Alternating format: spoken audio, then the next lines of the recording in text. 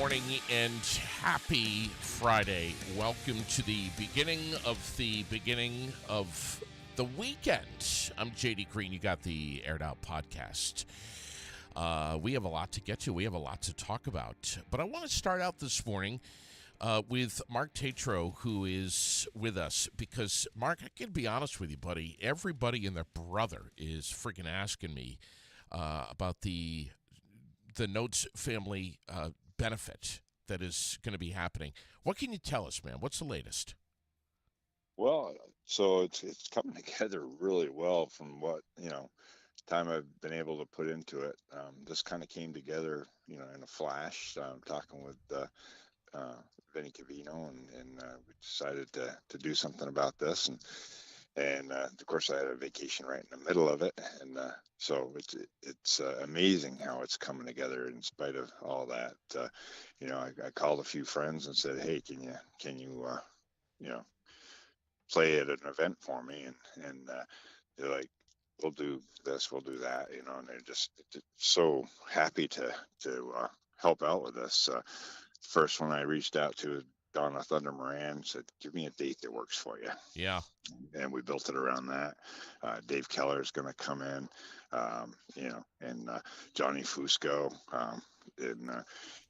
It's not Johnny's a name that. Tell me about Fusco. Wow, I know that. So he did. He's a singer, songwriter, producer, director, movie writer.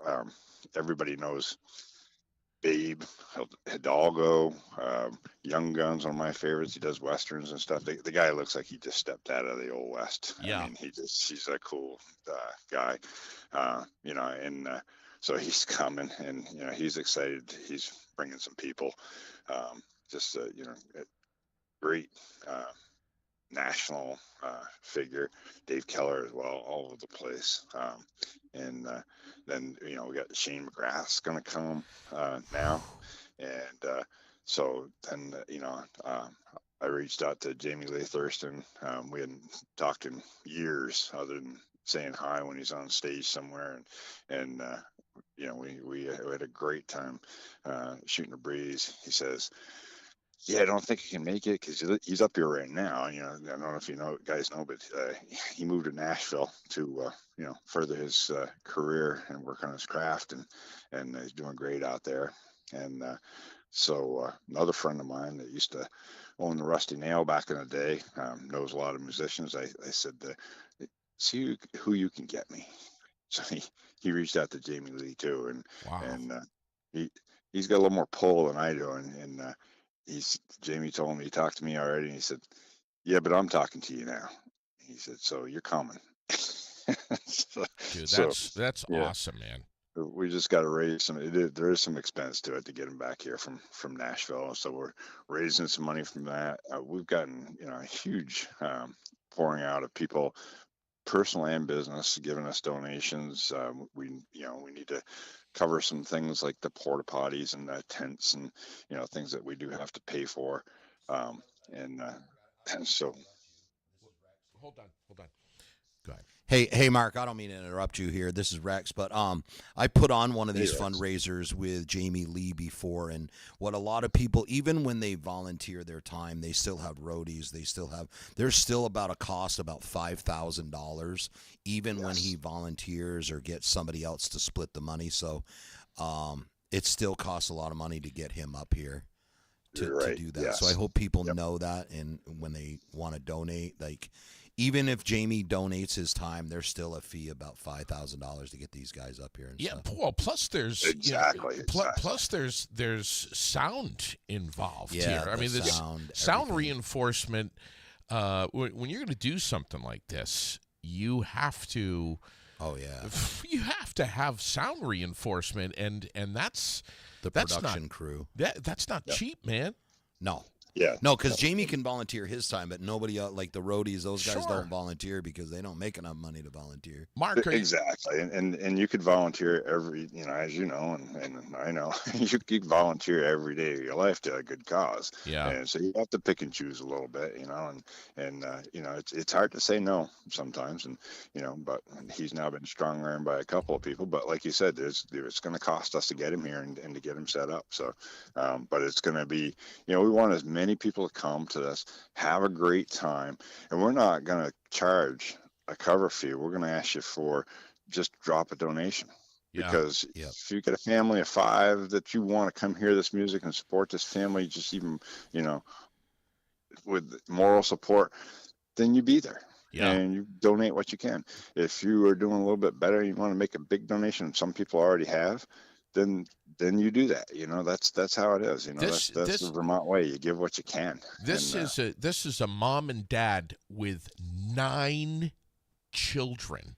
Holy moly! Yeah. One of them was basically a newborn at the time of this fire back in April, and they were at church when this fire broke out. Isn't that Loretta's old place? Yes, it is. Yes, it is. Yeah. And she's stepping up to the plate too, because she still is in love with that place, and so she is volunteering to do anything she can to help, and she's been giving me a lot of good information already, and we're gonna get together Tuesday night and have a meeting and go further, and she's just amazing.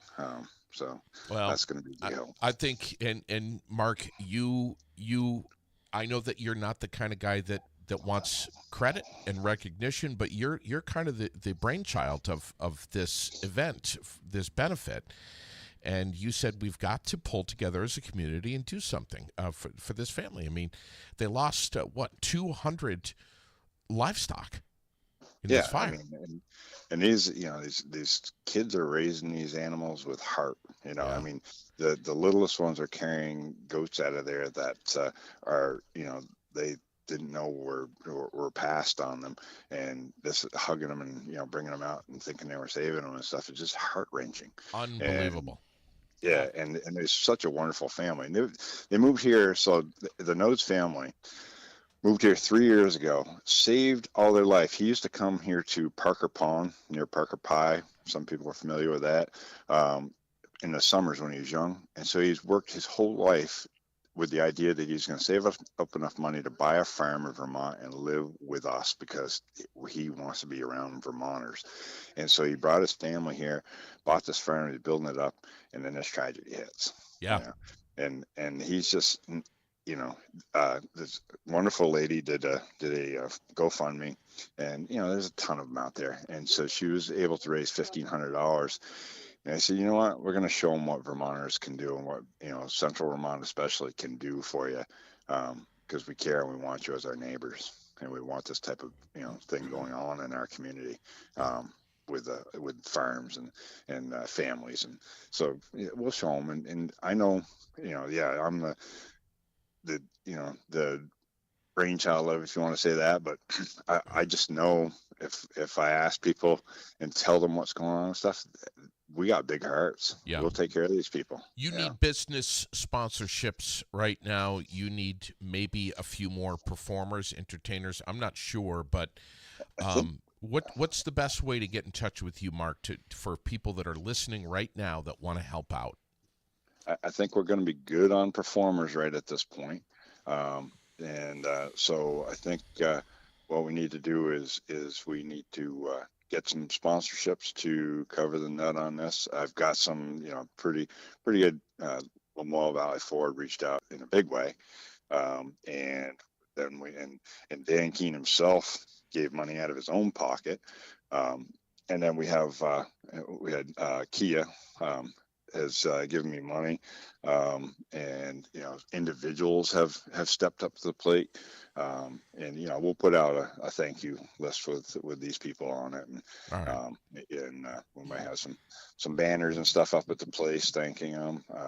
Rich McJeffrey is helping out with this as much as he can. He's just a whirlwind of ideas and quick to do things. He's a great community supporter, good guy to have.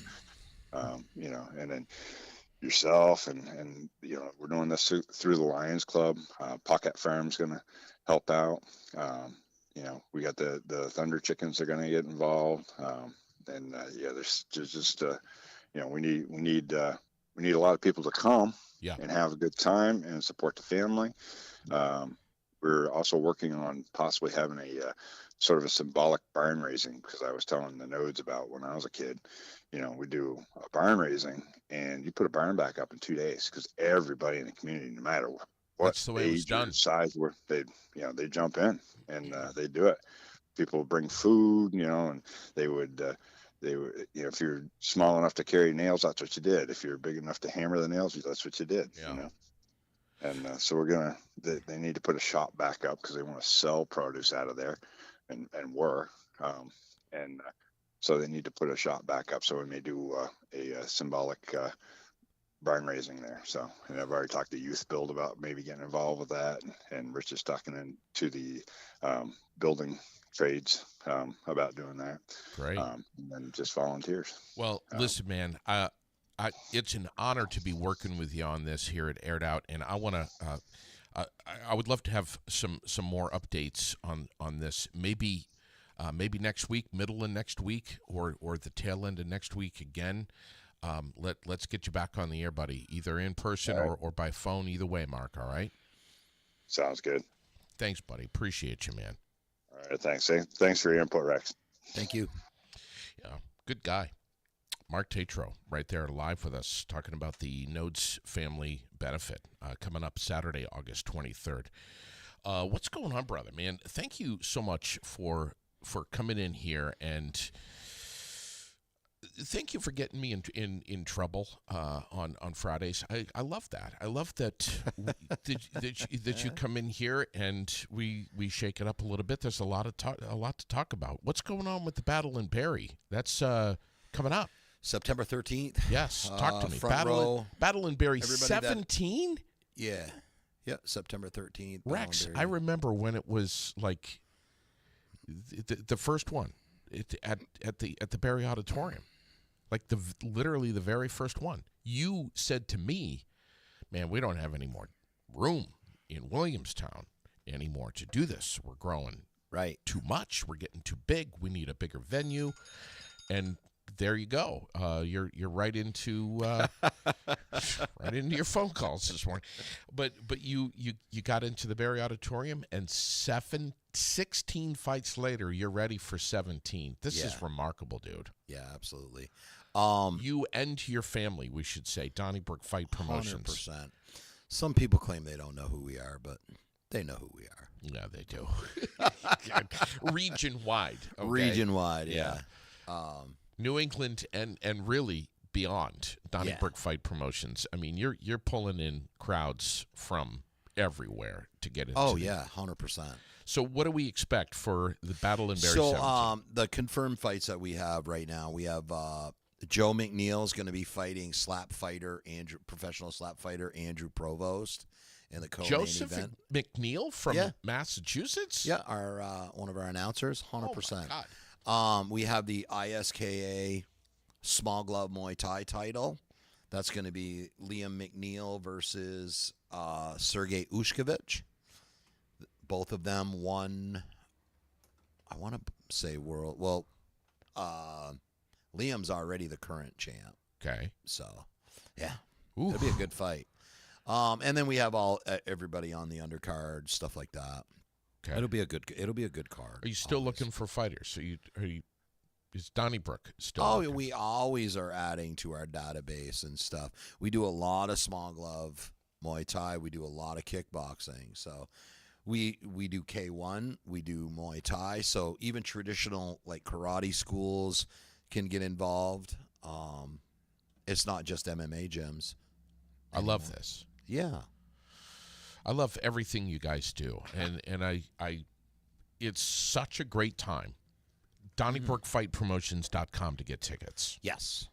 We also have on there, our new dropship company. Yep. We have some really cool gear that Taylor's designed, yoga pants, all sorts of stuff like that.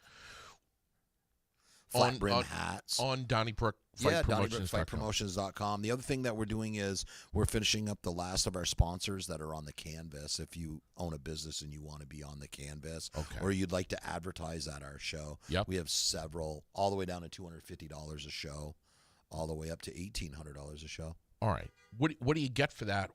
How do people do that? Can they do that right through Donnybrook? Yeah, just contact the page. My daughter will send out the packet for the advertisers and stuff. Okay. Yeah, 100%. It's that simple. Yeah. All right.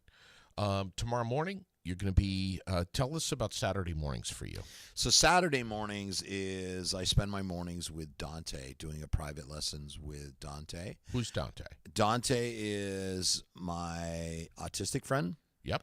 And back in the day, Dante got held down on a school bus by an adult that didn't know how to deal with autistic children. Yeah. Many of us don't. Right. So ever since then, that was a couple years ago, I've been training him. We used to train him with striking and do everything, but he doesn't understand. Sure. So we strictly just teach him how to get away from people. Okay. That's it. And he has a lot of fun doing it. Yeah, he does. And then at the end of your training with him, of your time with him, you essentially reward him with he loves to stream live. Yes. And he thinks he's on TV. Yes. We have made it very well known to Dante that he is famous. And here's the thing. When you started doing this with Dante, he wasn't really famous. Right. But you were telling him he was. Now, there's a little bit of truth to that. People have gone up to him. Yes. And introduced. Bro, so I met That's so cool, Rex. You know what's funny is I met a lady yesterday. Not yesterday, day before I was up training up in Burlington, and I stopped at the gas station, and I was wearing my Granite City MMA rash guard. I was just stopping to get a Gatorade before I headed to the hotel, and the lady goes, "Oh, Granite City MMA." She goes, "You're from Barrie?" I said, "I am." She goes, "Oh, I know all them guys." I said, "Oh, really?" She goes, "Yeah, Randy Felion, all them." I laughed. I said, "Yeah, I'm not Randy." Randy Felion? And she goes, "Yeah, no." I was like, "Yeah." I said, she goes, no. You guys your team would come down, and they were a good team. She goes, "I also know the other guy there." She goes, I'm pretty good friends with him. She goes, no, don't say She it. says the older guy, bald, fat. She says, "Oh my God, he owns the fight promotion up in Barrie." I was like, "Oh, what is that guy's bald, name?" fat, old, fat guy, old, short, fat guy. I was like, "Oh, what is that guy's name?" She goes, I can picture him. She goes, "I was really good friends with him." I was like, "Rex Thompson." She goes, yes. She goes, "You know him?" I said, "I absolutely do. I know him really well." Did you say he's an asshole? I said he's not short, fat, or old anymore. Oh my God. Oh my God. Hey, listen, I know that yesterday was July 10th, which was the anniversary of our floods, and 23 and 24, and it was looking like 2025 was, yeah, it was coming down pretty hard last night. I mean, it was just, and it was so isolated. I was out at Lake Maury last night, and it was just an absolutely beautiful night. I mean, it was just absolutely, it was perfect. But it was pouring at my house. Right. Other areas really got nailed by some very isolated cells of heavy rain. Williamstown being one of them, and really got hit hard. And apparently a lot of trees down in Williamstown too. Spoke with Lindsay Contois over at the pub, and she was saying that for the most part, Williamstown is doing okay. I guess, outside of some minor flooding here and there, generally people are okay. I know that certain properties had some washouts. Had some flash flooding and some washouts, and there's some trees down. But Williamstown is, the bottom line is, that Williamstown is generally okay. But other areas, man, really got Addison County just got nailed. And this is like, man, July 10th. Holy crap, man! It's like the new. So, have you seen the mountain lions leaving Yosemite Park by the thousands? no, please listen. So I'm just talking about weather changes. I know. Like, And before we talk about weather and weather changes and everything, I have to tell you, leading up to this, and then you tell me about the mountain lions. Yeah. But I got to tell you, you know that I am not. I'm a skeptic. You know that. yeah. That it takes me a lot to generally, with some subjects, to subscribe to certain ways of thinking. And there's a lot of conspiracies out there in this world, more than ever. I can make a conspiracy out of anything. Well, and the media does too. But I got to tell you, man, the chat that's going on these days, within the last couple of years, 2025, the year of me. about weather specifically, have really got my eyes open, and I'm really starting to pay attention to this. I'm generally a pretty objective guy. I take information in, I think about it, I chew on it, I digest it. Not me. I fucking take it and emotionally react right off the bat. Bam! Right, wrong, or indifferent, you're getting that emotional response. I got to tell you, man, some of the stuff that I'm reading about and hearing about, and scaring people with the cloud seeding. Please understand that I'm really trying to be quite objective here. This is not fear-mongering shit. The super scary cloud seeding, but the Rainmaker company. Do you understand how cloud seeding works? I don't. Okay, so first of all, you just watched a documentary on well, this. I did, but I had an understanding of cloud seeding anyway.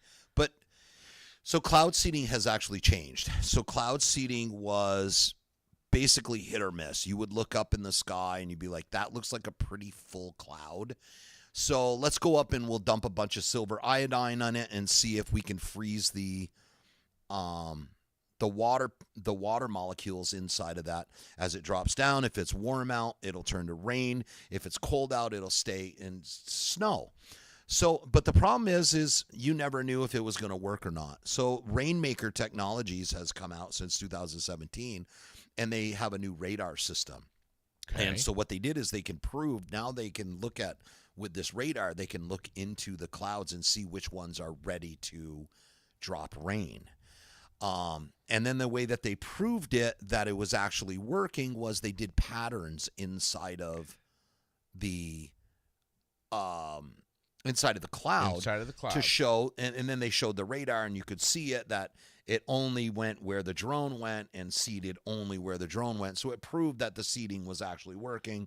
The other thing what are they putting up? Silver iodine. So silver iodine, what it does is it freezes the water molecules while they're up there in the air. It's almost like a flashpoint. Boom, makes the water turn to ice. Heavy. And then, yeah, it makes it heavy, so it falls out. That's all it does. It freezes it, makes it fall out. And then when it falls, it picks if it's up, cold out, it'll stay snow. It's gravity. If it's cold out, it'll say right. And if it's warm out, now, it melts and turns to rain. The drones and the radar is crazy. Like, they can go in, and the other thing that it does is when you do that, you're able to release that out of the clouds, and it prevents like major hailstorms that ruin cars and stuff like that, because they don't stay as big chunk. Like, it builds up, and that's how you get your hail. So what they do with their cloud seeding, they go in and they release that cloud so it doesn't. How long have we been cloud seeding? So we've been cloud seeding for a long time, but basically we've been blindly cloud seeding until 2017. That's when Rainmaker came along with their drone technology and the new radar LiDAR system, that they were able to see the moisture patterns inside of certain clouds. They make it work 100% of the time now. That's how good the technology And now is. with our technology of drones, it's that much easier. Right, because you can, instead of having to go over a wide area guesstimating where the water molecules are, Yeah. the new radar system that they have that shoots into the clouds tells them exactly where it is, so they can pinpoint and only dump where the silver iodine is actually needed. This is crazy stuff, man. It's not crazy. It's technology. It's evolution. What do Yeah, you mean? but what's happening here with man screwing with Mother Nature? So is man is really concerning screwing with to me. Mother Nature, or did God give you the free will to create this stuff? There's the conundrum. We all have free will, right? And in the course of that free will, did you know? I mean, religion and science can coexist. I think a lot of religion and a lot of science are saying the same thing in different ways. Like your soul. I mean, your soul never dies. Neither does energy inside of science.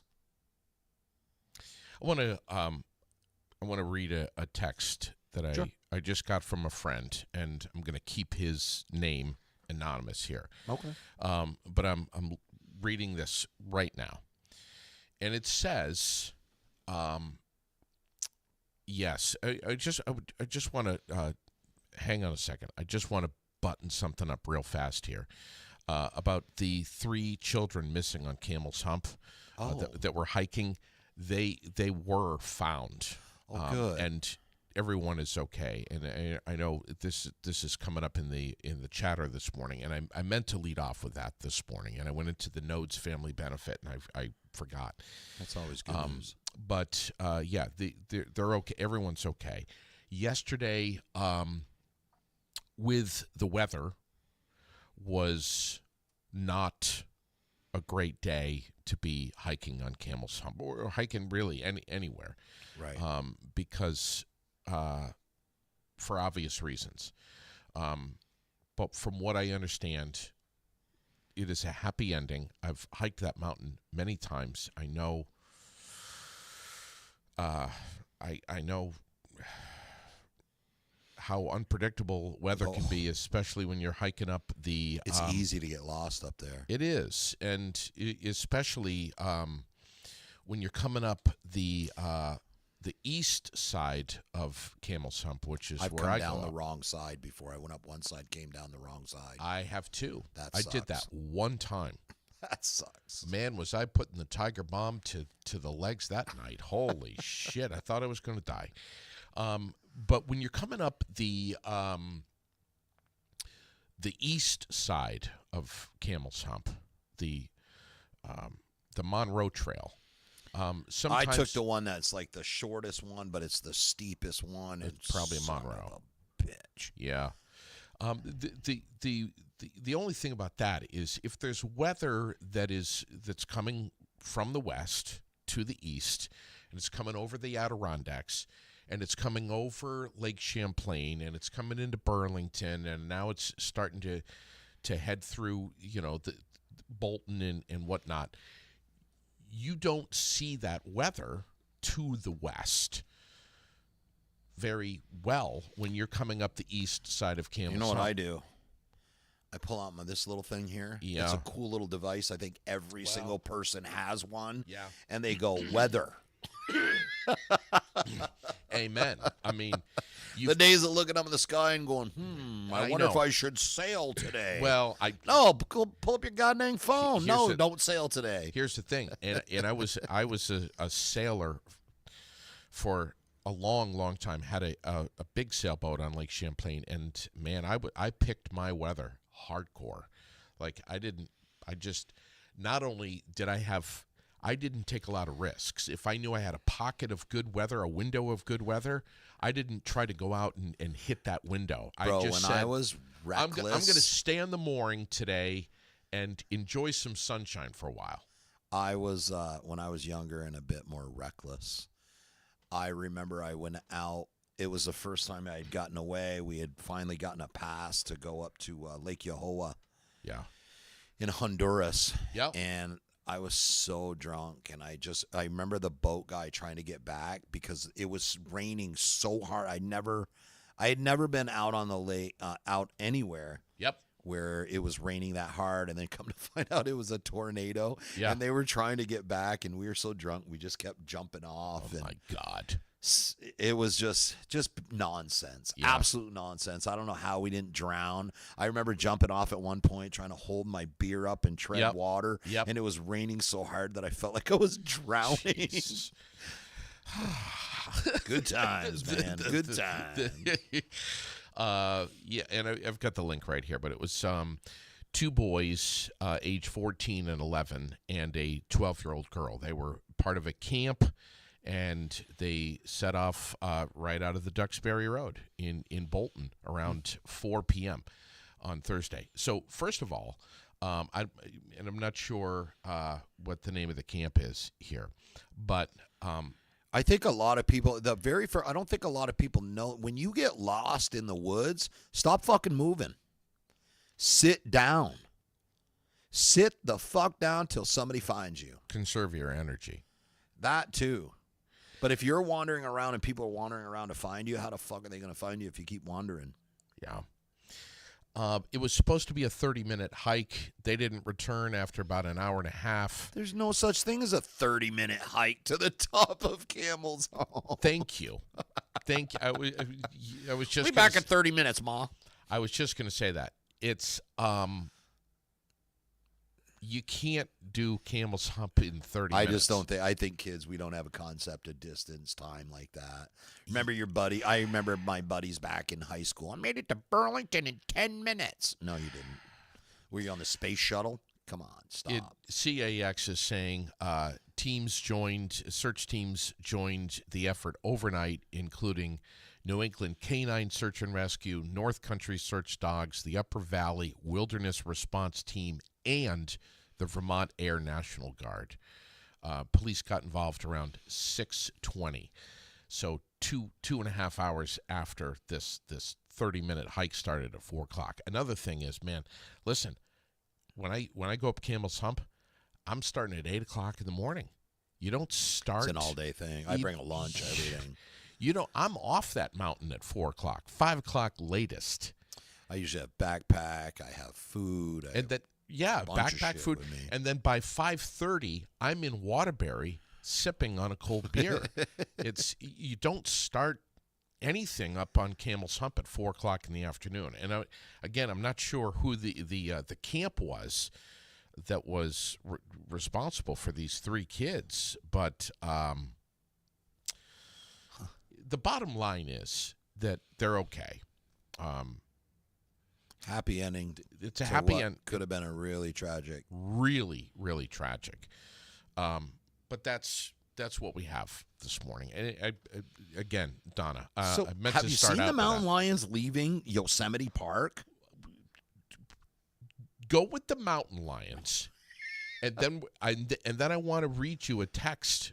Oh, go ahead and read the text. Can I read the text? Yeah, go ahead. All right. This is a friend of mine. Before we switch subject. This is a friend of mine who is, and I don't want to speak for him, but I'm going to keep him anonymous here. Very much not a subscriber to a lot of theories and conspiracy theories and whatnot. Very much not. Okay? But he says to me, now that I know that rain seeding is real, and in Texas, the farmers in that region seeded rain on July 2nd. The flood in Texas, that devastating flood that has now claimed the lives of 120 people, that threw the water above the bank on the Guadalupe River, 25 feet high, on July 3rd, the very next day. That was a stalled out. But it doesn't. That's not how it works. That was a stalled out weather system. That was a stalled out weather system right on top of that region, and they rain seeded on July 2nd. Who told you that? A friend of mine. Okay. Well, let's look it up. Let's find out. Because rain seeding works instantly. As soon as the silver iodine gets in there, it's not like a long process. It happens days later. And then there's he's talking about Hurricane Matthew and Hurricane Florence in 2016 and 2018. Oh, is he getting into the HARPA conspiracy?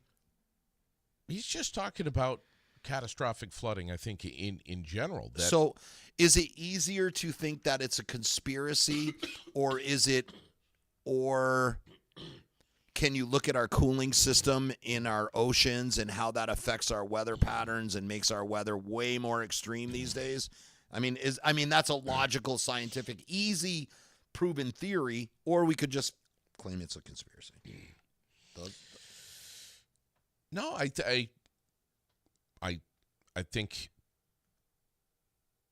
think there's some validity to that, Rex. This is what I'm saying, and Sherilyn is like, finally, you're starting to pull your head out of your ass. I'm starting to say, I'm not sure exactly what it is. Okay, I mean, but God, everybody's talking about this. I mean, you pull up a podcast anywhere, and they're talking about this. Yeah, no, the cloud seeding was 150 miles away that they did, and it was 2 days before. It only increases the precipitation up to 20%. So that definitely did not cause the flash flooding.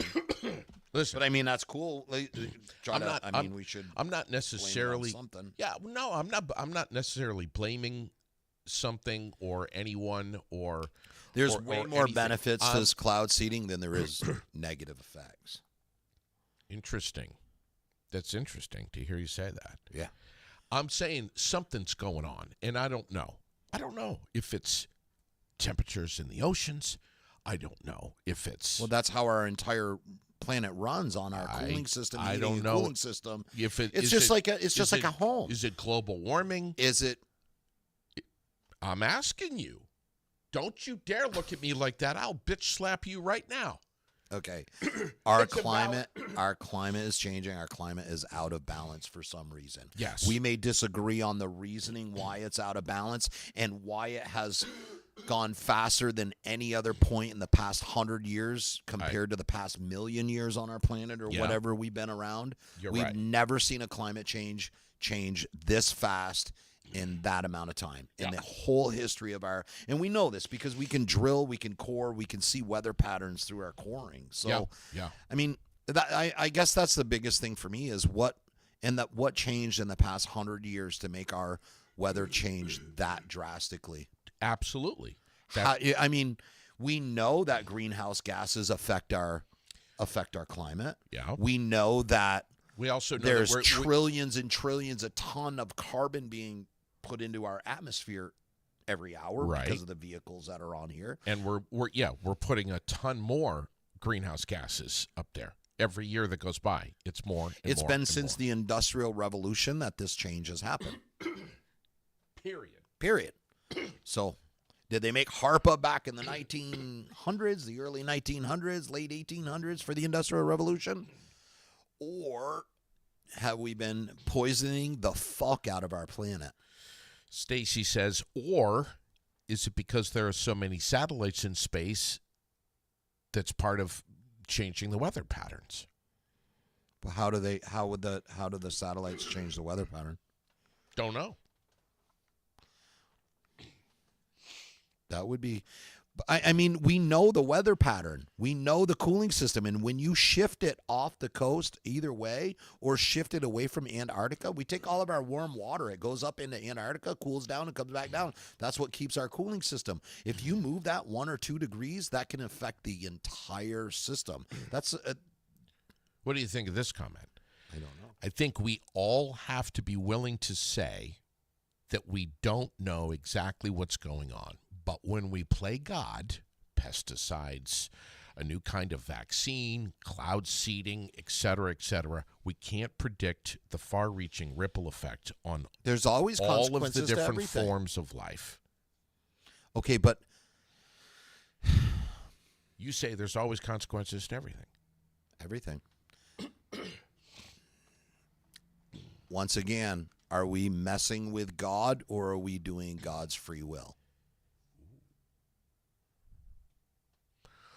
Boy, that's God gave me free will, that's a loaded one. right? We all know, though. I mean, especially if you're in certain parts of America, that there's these pop-up tropical storms. They're everywhere. Yes, because as the water gets warmer, they're going to become more intense. What intensifies a tropical storm? Warm water in the ocean, right? And when you don't have that cooling water coming down through on that cycle, what happens? Now the water's even warmer. That makes the storm bigger and stays around longer. It's when cold water comes in and it stops the storms. That's what kills your storms. I'm just, man, there's so many of us, even the naysayers, even the folks that are very, very much, But I mean, let's that throw the conspiracies out. Look at the what was most it, logical reason. Was right it a now. year ago that it was Helene? It was about a year ago. Mm-hmm. Was it not? No. Yeah, a year ago. Hurricane Helene? Yeah. Helen? No, Helene, the one that I'm thinking of Eileen. the one that destroyed the hills in North Carolina. Wasn't that a year ago? Yeah. Where's my head in my ass? You still don't have no FEMA. Well, don't go there. Trump wants to get rid of FEMA. You do know that. That fool, man. You do know that. Yeah. Trump wants to get rid of everything, especially the people that prosecute him. I mean, and my buddy here is texting me is saying Texas. That was the exact same scenario as Helene. Yep. They had firefighters calling in at 3:30 in the morning to 911 to let them know that thing was rising and to start evacuating people. And they didn't have the warning. They just didn't have the warning system. They had money to put the warning systems in. Did you know that? This is how Texas owned the libs. Want to hear something? So that the Texas government got a bunch of money from the Biden administration to put early warning systems in. You know what they said? Fuck you, we don't want no money from you libs. So they sent it back. They sure did own the libs on that one, didn't they? Like, that's the tit for tat. Now you're doing tit for tat with people's lives. Damn. To own somebody? Come on. What happened to our empathy? Why we no longer have no humanity? I think this is the worst thing for right now for humans is the internet. It's made us lose every ounce of humanity that we have. There's no more empathy for people. We don't care. It's not us. I think there's plenty that would push back on you on that and say Really? that the internet has connected us and allowed us to stay well communicated with each other. We'll call it well communicated. Listen, man, you call me devil's advocate. I don't give a fuck. Yep. But I'm just saying there's plenty of people that are like, no, hang on a second, Rex. That the internet has connected us and has allowed us to, without it, we wouldn't be able to. I mean. So that's the double-edged sword, though, because you look don't at all have the people that were deployed to you can shut your the- computer off to the Carolinas. and not give a goddamn care in the world, and then you can turn it on and just to trash somebody, and then shut it right back I off. understand what you're saying. I think it's a double-edged sword. Yeah, we do I get to gotcha. stay communicated, but it's also made us lose our human side. I mean, you have people selling T-shirts and hats called Alligator Alcatraz hats, like it's a badge of honor to wear that. Like you're making people's lives miserable and you're profiting off it, and people are laughing and pointing, and I guess that's my problem, and we've lost all of humanity. I really feel like that. I want to go And I think the internet makes it easy to do that. It makes it easy to, like, I posted a picture, I posted a thing, and there's a child in Gaza that is a rapper, and he raps about, the struggles of being in Gaza and being shot at and stuff like that. One of the responses on my post was they didn't use enough bombs and they missed this kid. We have become so wild at the shit. You would never say that to somebody's face. Wow. But you have the balls to say stuff like that online. Last night. And then they have kids. Yeah. I know. And the cycle continues. I got you. Listen, man. You're making. I'd rather be poor and empathetic, I guess. You're making me. I have to. I'm listening to you, and I have to say what I've got to say right now because of what you just said. Mm-hmm. Last night, Sherilyn surprised us and took me. How I didn't know that Amos Lee was performing at Lake Maury. How I didn't know that, I don't know. That's Amos. I'm a huge fan. If you haven't checked out Amos Lee, please do. Just trust me. But it's sad that I've been so busy that I didn't even realize that he was performing as part of the Lake Maury summer concert series. I feel like my days have been running in, and I just amazing. I'm missing a lot of life right now. I am too. Last night, she surprised me and Andy and Lily and Lily's friend. She took us to this concert. Well, that's awesome. And it was just an unbelievable experience. Unbelievable. I mean, anyone that was there knows what I'm talking about. You had to be there to experience it. But he stopped down on stage and told kind of an impromptu story about how that morning, yesterday morning, he was in a cab in Burlington. Or not a cab. He was in a Uber. Uber, thank you. With nobody uses cabs. I'm sorry, Uber. I'm old. I'm sorry. I'm an old guy now. With a driver who I can't remember where he's from. Damn it. I think he said Jordan. I'm not sure. Wherever. Who was here and working as hard as he could and sending money back to his family. Which I think Amos said last night his family is in Africa.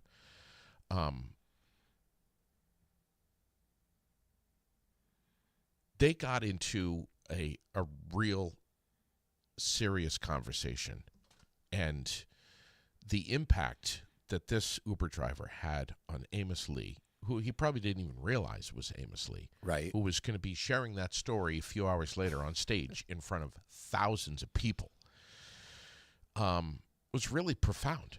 And Amos is like, look, man, I know that there is an insane amount of division and animosity, political animosity among us. Our society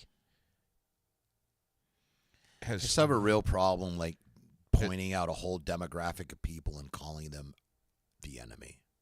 What's that? Say it again? You have a whole demographic of people that we're trying to be convinced is our enemy.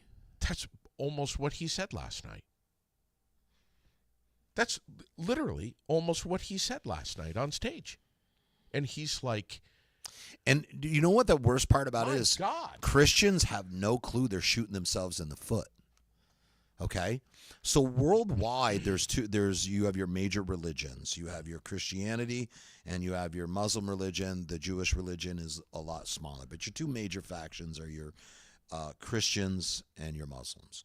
So your average Christian family, the average person, the average family in the United States right now has 1.5 kids. The average Muslim family has 11 to 12. So the only way to catch up on that breeding population is with the heavy populated Christian nation of South and Central America. Without them, and why this is why the Christians are shooting themselves in the foot, because those are the people that you ideologically align with. Theologically, you align with them, and you're throwing them out. Interesting. So you would need to add Canada, United States, Mexico all together to start. Otherwise, there's going to be one religion worldwide, and that's going to be the Muslim religion will eventually take over.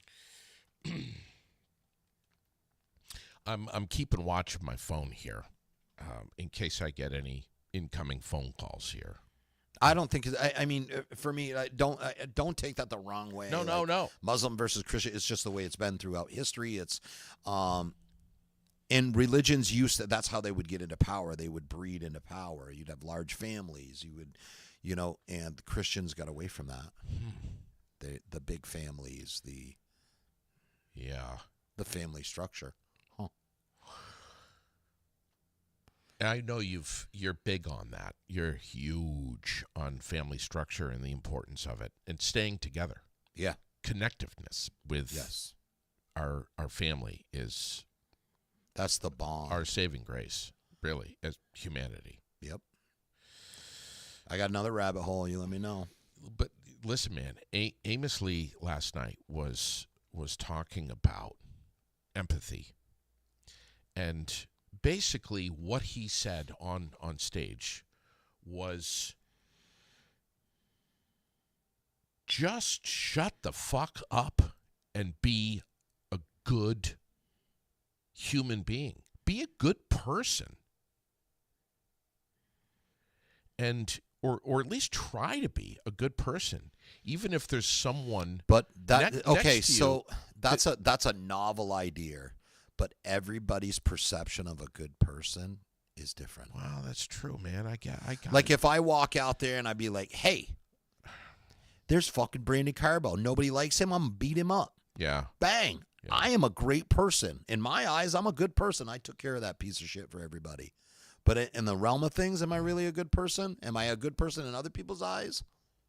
So instead of thinking about just being a good person, how about thinking about like the Japanese Budo, the Japanese culture? What can I do to make my neighbor's life easier today? What can I do to make my wife's life easier today? If we all thought that way, wouldn't we be forced to be good people? Just saying being a good person isn't really being a good person. It's the way you think. You listen. Yeah. I know people that think they're very, very righteous. Like, hey, I'm glad those people are in cages. I do not care what happens to them. Good. Kick them a couple more times. And they think that's righteous. They think that's good. But then you have another 100 million people on the other side like, yo, that's not good. You're not a good person. So how do you do that?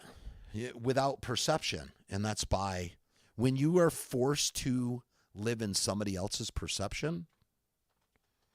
So, like the CIA. You know what you're doing right now, what? You bastard? You're tearing me up. No. Why? Because this is very powerful shit that you're saying, my man. Well, I'm serious. I mean, to me, this is like common sense. We all know it. Whether we do it, we all know it. You know when you're good and you know when you're not. You know in your heart of hearts, you know. And you feel it. Not only do you feel it, but then you know. You wait for the ball to drop. When you do something shitty, you know karma's going to kick you in your balls and you wait for it. This is how many people. This is coming from the mouth of a man who has done wrong. Oh, yeah, 100%. Yeah. Yeah. Every day. Every day. Far from perfect. People can misunderstand you because I misunderstand myself. When you're so outspoken, when you're so outspoken as you are, yep, and unfiltered, that can come across as Not only that, I changed my mind.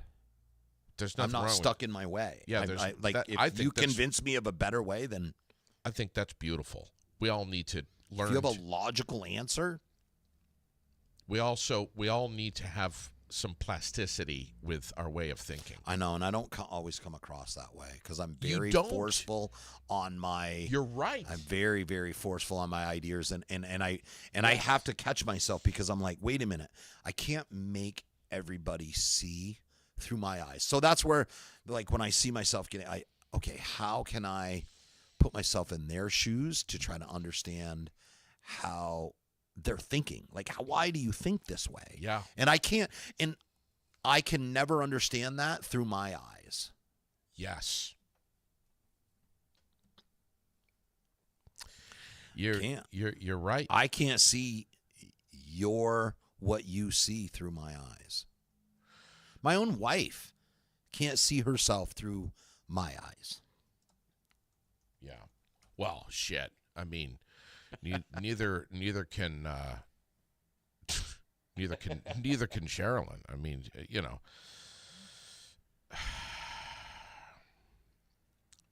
I don't. What do you got? Nothing. Joe Dispenza's philosophy about thinking is something that is really transforming.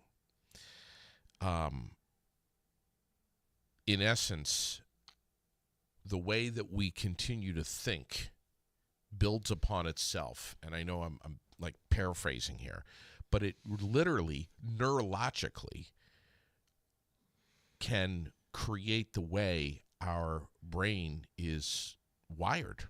Manifestation. Exactly. Anything you want, you manifest it. Yeah, you right. That's it. It's firing and wiring, and to break that cycle is it's extremely difficult. Yeah. And Joe Dispenza, who I'm a big fan of, talks about how that requires an incredible amount of discipline, meditation, where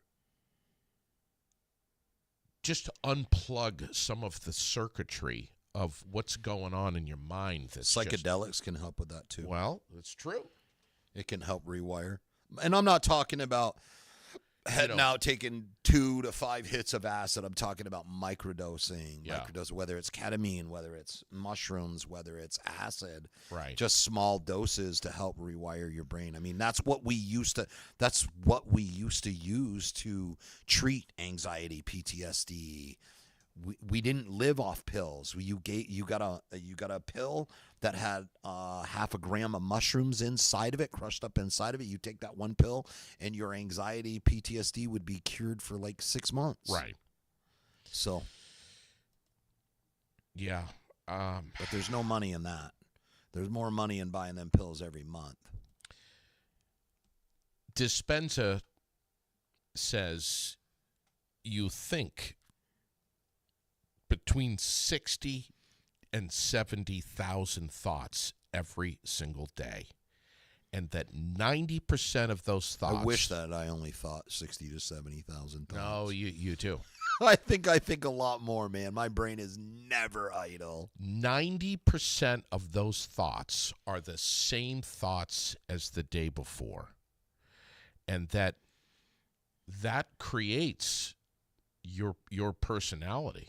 That creates who you are. Manifestation. That's your manifestation. If you wake up in the morning and you tell yourself you are going to have a fucking great day, I'm going to have a great day. Matter of fact, I'm not going to have a great day. I'm going to make somebody else's day better today. Not mine. I'm going to make somebody else's day better today. Yeah. Yeah. See what changes in your life. It can change how you, not only how you feel, but it can change your thoughts. It can change your behaviors. And if you rehearse in your mind, yeah, what you're going to be, what you're going to do, how you're going to react. Every single thing I've This ever is wanted in not- life, I've asked for it and I've gotten it. Say it again. Every single thing I've ever asked for in life, I've gotten. I just asked the universe. It works. Start doing good things. Do good things to people, for people, and good things will happen to you. 100%. I don't want to. It seems like we all have been tangled up in our web of our loop of negative thinking. And a lot of this is brought on by politics of what's going on in the world. And it doesn't matter if you're listening to CNN or Fox, it doesn't matter where you're getting your news, who you're talking with. It's everywhere, man. It's everywhere. This alligator Alcatraz, basically this is a huge plot of land in the middle of the Everglades in Florida, 40 miles in every direction. They've got a landing strip in there. And this is a detention center for illegal immigrants. They say, okay, so that's I guess that's where And people are like, oh, it's illegals, but has Congress given the thumbs up on this to continue Congress building? hasn't given a thumbs up on anything. I think they have on this. They're touring. People are touring this facility. They're also protesting the shit out of it too. That's all they got. but- There's nothing else. But What are you going to do? Call your senator? Ask them to do something? Is Trump the brainchild of the alligator Alcatraz? First, you need to have a fucking brain to be a brainchild of anything. Dude, we replaced one moron with another. And then look at all the promises. Like, we're talking about alligator Alcatraz. Where the fuck is Epstein's list? Epstein didn't kill himself. Stop. And if there's no list, why is Ms. Ghislaine Maxwell in jail? For trafficking people that don't exist to clients that don't exist on videos that do exist but don't exist? Fuck. We replaced one old senile guy with another one, just as corrupt as the last. And it's funny how more emboldened they're getting. And I wonder if the right is going to be cheering if the left becomes this emboldened against their policies, like the Second Amendment and stuff like that. Right now, it's birthright citizenship. So birthright citizenship, we're all here according to birthright citizenship. So if any person can get denied birthright citizenship, and please stop with that was made for the slaves. Yeah, and the Second Amendment was made for muskets, motherfucker. Like, stop. We are all here on a birthright citizenship, unless you're an Indian. Federal judge in New Hampshire issued a nationwide block yesterday against Trump's That's the executive foundation of order our Constitution. against Trump's executive order ending birthright citizenship. Since when can a president rewrite the Constitution with an executive order? Like, are people not catching on how we've centralized the power to one person and nobody else is having a say except for that one person? Do we not remember why we fought a revolutionary war? Because we didn't want to be ruled by a king. We didn't want one person having the ultimate power and the ultimate say over us. We wanted checks and balances. That's what we wanted. We wanted a judicial branch. We wanted several different people so that there was these checks and balances so that one person wasn't ruling us. It's not a lot to ask for. And instead, but the problem is I want to get my policies. I've got to get, everything is based on getting reelected. I need to get these policies through. So I'm going to trample the Constitution. I'm going to say, fuck everybody. And each party's doing it. But now it's becoming very, very emboldened because now we're getting rid of the stop blocks. Now we're going to get rid of the judges. We're going to get rid of any politician that stands in the way. But I hope that the other side is prepared for the same thing to happen. And I don't think they are. Because every 4 years this can change. So the shoe Sure. can be on the other foot. So you're laughing and owning the libs and everything else, but in 4 years, what happens? Now it's the Second Amendment. Now it's the defense budgets. Do we really have rights? Or rights don't get changed every 4 years? I don't know, man. Maybe that third party will come out. Maybe more and more people see that third party as a viable option. Musk's third party. Not even just him. Yeah. But I think he's going to drop some fucking bombs out there because he was on the inside. Plus, he's seen all the data from every agency. He's the only one that's seen it all. Kash Patel, sure, Kash Patel's seen what the FBI has, but Kash Patel hasn't seen what the CIA has. Yeah. The CIA hasn't seen what Kash Patel has. The CIA hasn't seen what the NSA has. But you know who has? Elon Musk, because he got all the data points from every single, when he was with Doge, they have all of it. So he's seen it all. So who should be more scared? Trump or Musk? You think Trump's going to allow Musk to go around leaking his dirt? Epstein didn't make it out alive. I mean, they started releasing the stuff. They released as soon as it became available. They were releasing it. The Biden administration released the first grand jury as soon as it became that they could unseal it. They unsealed it. There was an investigation into Epstein all the way up until 2023. It didn't get concluded until 2023 because the estate was still finding child sex trafficking material. Yeah. So in Colorado, there was still an open investigation on Epstein because of one of his real estate things out there. Yeah. Right. So they couldn't release the information until this year. Yeah. Yeah. Right. And come on. I think we all know why it's not being released. I'm telling you right now, somebody accused me of being inside of there. Fuck you. Here's it all. I'm not in there. Oh, yeah. I know. But they ain't doing that. They ain't doing that. Instead, we're still talking about that guy. Yeah, we are. Because you pedophiles are getting covered up. That's it. Because you have money and power, you can do whatever you want to little kids. Oh, money, money, money. I don't care who you are. I don't care if you're sitting on that golden throne. I don't. The root of all evil. Yeah. Yeah. 100%. I mean, we get to see through the Diddy parties what these guys are doing. What Epstein did. Diddy. Oh, my God. All that. But, I mean, Diddy was mild compared to what Epstein, Trump, and all them guys were doing. The Clintons, all of them. You know what, man? It's like with all of the money and time that's getting invested into just Diddy alone, what a clusterfuck. I'm just going to say it again, man. We are inching closer and closer to Marie Antoinette.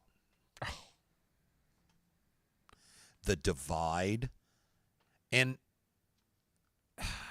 one thing that Trump is 100, he's so good at manipulating people into pointing out enemies. Finding an enemy and convincing you they are the enemy. You imagine that power? Well, you walk around, you're like, oh, I don't like that guy anymore. He's the enemy. And then everybody you knew points up and goes, he's the enemy.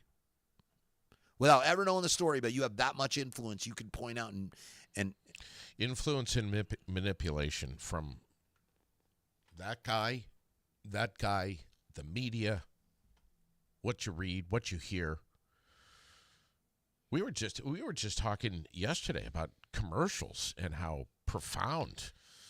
Well, it's marketing. It's marketing, but it's also pretty extreme manipulation. It wires the way you call it manipulation. Think. They've been calling it marketing for a long time. Holy shit, man! So where do you think the CIA gets a lot of their programs? If you don't take from civilians in their marketing, I know. If you don't take our product, I mean, we were talking about sheet shopping yesterday and 800 count versus 200 count thread count, but if you don't take this pill, or if you don't do this, or if you don't do that, you might die. Oh yeah, dude. There's so many companies out there. You're competing with everybody. How do you The scare tactics. How are do you amazing. get into it and turn a profit?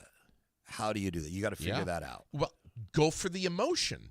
Oh, 100%. If you don't use this product, Everything your is- car is not going to last. So when Or you lead if by you don't- emotion if instead of you- logic, If you put this deodorant on, you're probably at risk of getting cancer. Yep. It's fear-mongering, bro. sure. This is amazing. It's marketing. It's- It's not fear marketing. Well, So that's it. But that's There's a what's selling right fine now. line, bro. So Fine line. but fear mongering's selling right now. That's the sell. It is. You're right. You're right. So we've tried to market being nice, and nice guys. 2025 is the year of me. Yeah.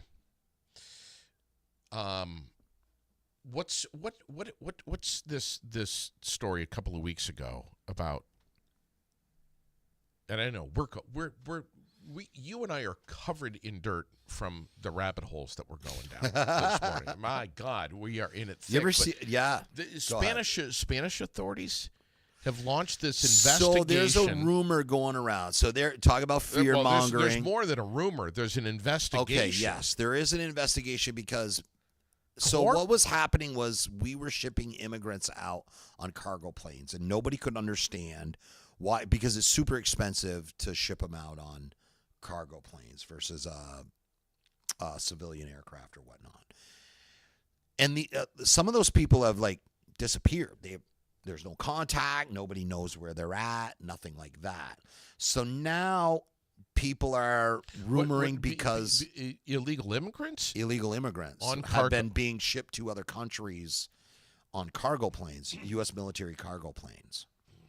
And so there was a rumor going around. They're not bringing them to other countries. They're getting low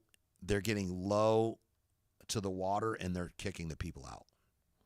And everybody was like, no. And now off the coast of Spain, bodies have been washing up with their hands and feet shackled together. Yeah. And there's an open investigation. They don't know why this is happening right now. So, I mean, I'm not gonna go into it. So that's the rumor. If you want to go down the rabbit hole, you could go down that rabbit hole. I hope that our government is not throwing people out the back of planes, but there have been several people that have disappeared and nobody knows where they're at. Their families can't get a hold of them. There's no contact. Nobody knows where they're at. I'm reading this right now on CBS News. And this story apparently. What is there, like 1,000 people that have washed up so far? Let's see. I'm just 8,542 migrant deaths around the world in 2023. 37% of these occurring in the Mediterranean. I'm just glancing through the story. I'll drop the link here. But, jeez, dude. And then the crazy shit. So the mountain lions. Yeah, what's going on with the mountain lions? So mountain lions have been marching south out of Yosemite now for like the past month. Thousands of them have been just leaving Yosemite. I think that thing's getting ready to blow. I really do. Yellowstone has been ready to blow. That's what I'm talking about. And they have them. They're like wild mountain lions just walking down the road with their cubs, just heading south. Like, fuck this, we're out. That's wild. What about the time travelers? You ever go down that rabbit hole? Talk to me. All right. So this is pretty cool, though. And this guy is still alive. You can check him out on YouTube. So back when Tesla died, the FBI went in and took everything out of his room. All of his files. They took everything that he had. One of the things in his files was time travel. Okay. So they had been working on this. They set it up and they got volunteers. And the one scientist that was leading it, he's like, I don't want nobody else to do this. I'm going to do it. So he goes in. They're going to ship him from, I can't remember where it was, New Mexico to California, something like that, through this time travel. He goes through. They lost him forever.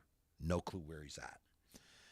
So then they get another guy. He's a bit younger. They send him through. He comes back like an hour later. He's an old man, dies of old age. They're like, shit. They get another adult. They send him through. He comes back, but he loses his fucking mind. They're like, okay, so what's going on? So they figure out that as an adult, we already have reality and shit. So it makes you, if you make it through, you're going to be fucking insane when you get to the other side because we already have reality established, stuff like this. So one of the scientists, he goes, well, my son is a gifted child. Let's send him through because that's what we figured out is kids have that elasticity. They don't have established realities yet. Let's see if it works. That's the only logical thing that we can do.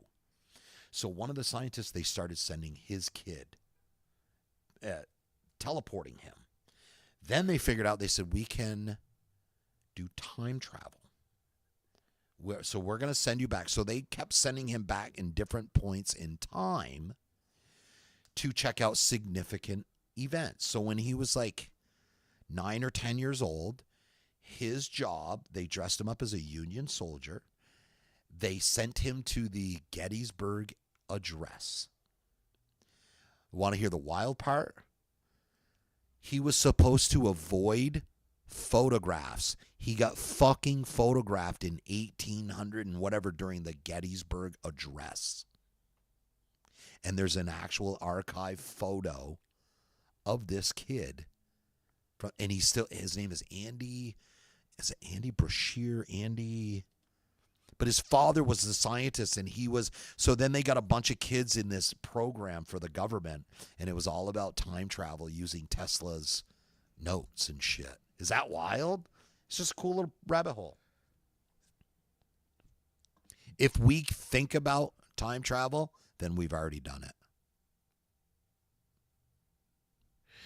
Andy Bisagio. Yes. His father was the main scientist for the government. Project Pegasus. Yes, Project Pegasus. Sherilyn would love this. Oh, yeah. Fun little rabbit holes to go down. But think about it, man. If we think about time travel, then we've absolutely already done it. If there's a theory on it, then it's happened. But who's in charge of that? Right? He said that they would have him, they were having him adjust significant events throughout time. It started out because they wanted to know Lincoln's demeanor. In the late 60s. Yeah, they wanted to know what Lincoln's demeanor was during the Gettysburg Address. They wanted to know his mannerisms so they could figure out what his mindset, what he was thinking and shit. And he was supposed to avoid cameras at all costs, and he didn't. Just as he turned, he said he saw the camera. And it's this little boy standing in the middle of a mud pit, and he explains in detail like what he was wearing. Like, it's wild. Wow. Oh, far out shit, man. Yeah, absolutely. What's I wanted to talk with you about the MS-13. I wanted to talk with you about the 18th Street Gang. I mean, there's an unbelievable amount of shit that's going on. Bro, our country is made up of gangs. That, you know how gangs start, right? It's out of a need to protect their culture, their people. I mean, the Irish mob, they were getting beat. They were getting horrible living conditions. That's how your gangs a lot of times come about, man. No families. Usually strong families aren't joining gangs because they already have a strong family. They don't need to find another one. 8 members of the 18th Street gang have been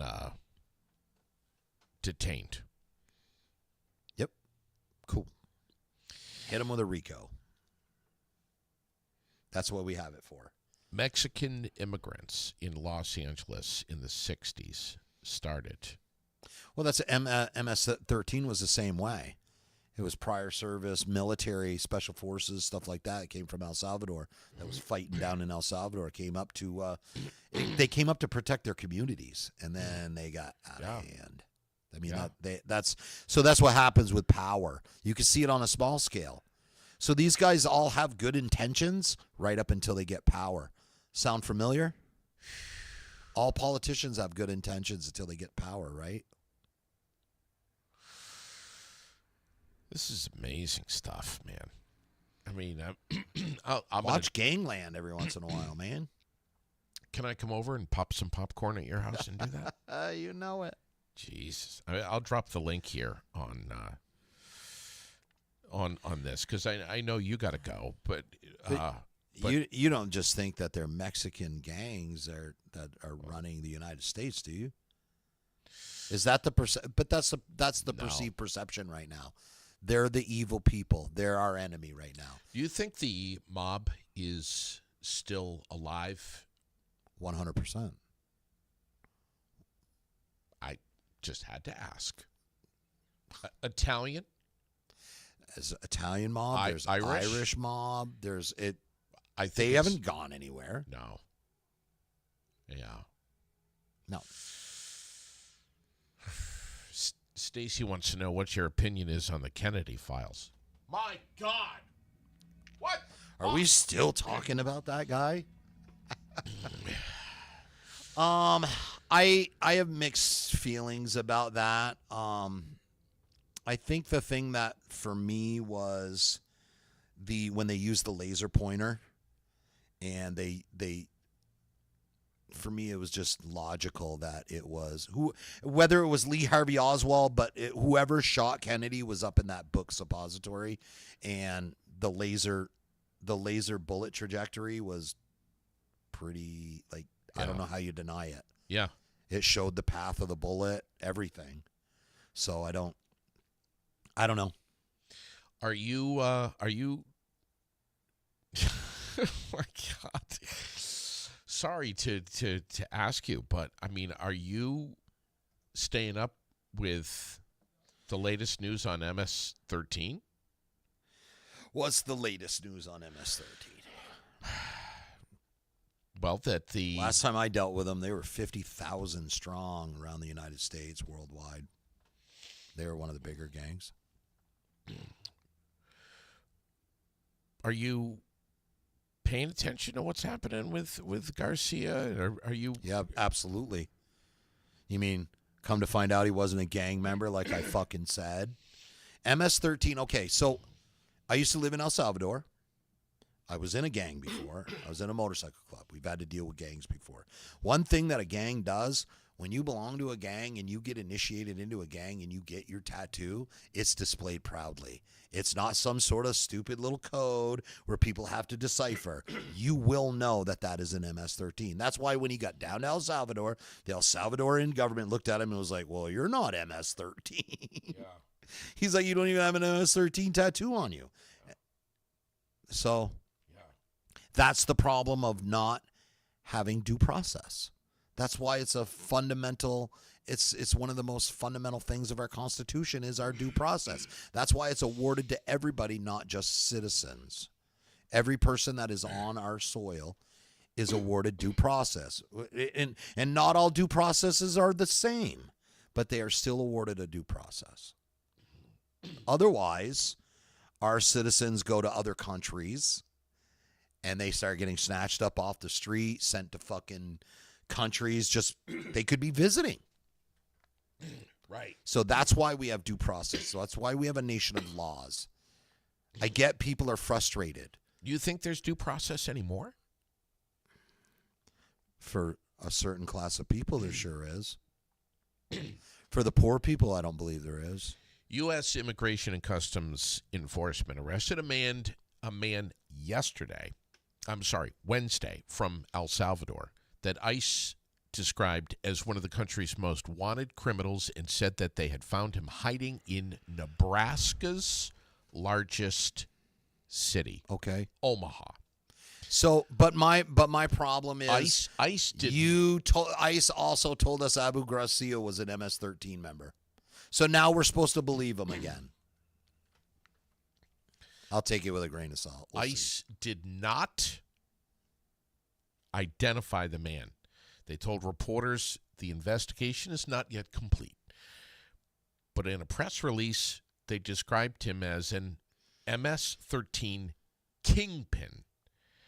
Then that dude he'll have face tattoos. He was wanted for homicide. Well, he will they've got 100%. They've got a picture of the back of his head right here. Gotcha. So here, I'll show it. And there's probably a big display of his tattoo right there. I can't see that at all. Yeah, it didn't show his face. Right. But, you know.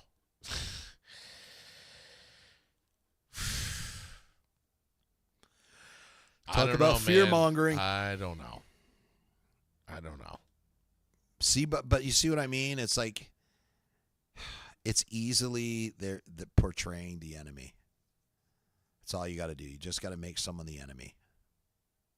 If you can make somebody the enemy and gather the people on your side, that's how you win, man. But there's plenty of bad dudes out there in the world. I mean, this guy is connected to 5 homicides. So they say. Allegedly. But like I said, I don't like all of a sudden people trust the government again.